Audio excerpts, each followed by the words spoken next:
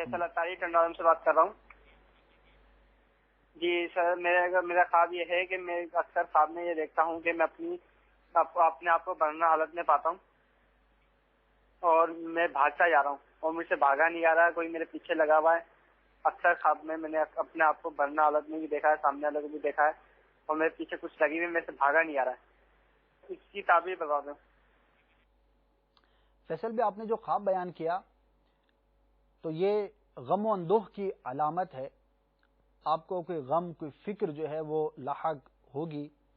اللہ تبارک و تعالیٰ کی بارگاہ میں دعا کریں کہ اللہ تبارک و تعالیٰ دنیاوی غموں اور فکروں سے آپ کو اور تمام مسلمانوں کو نجات عطا فرمائے.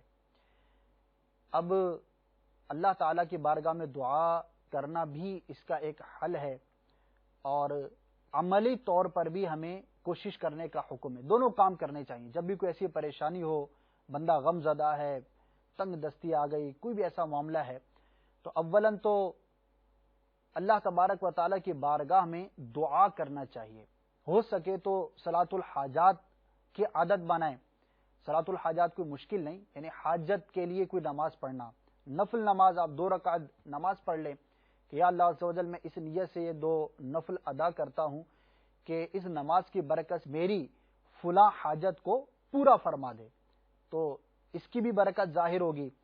تو اگر کوئی دنیاوی غم ہو، دنیاوی فکر ہو، کوئی ایسی پریشانی ہو تو اللہ کی بارگاہ میں اپنے گناہوں سے توبہ کریں، صلاۃ الحاجات ادا کریں، درود پاک کی کثرت کریں، نیکیاں کرنے کی کوشش کریں، تو انشاءاللہ عز و جل دنیاوی غموں سے اور فکروں سے اللہ تبارک و تعالی نجات عطا فرمائے گا.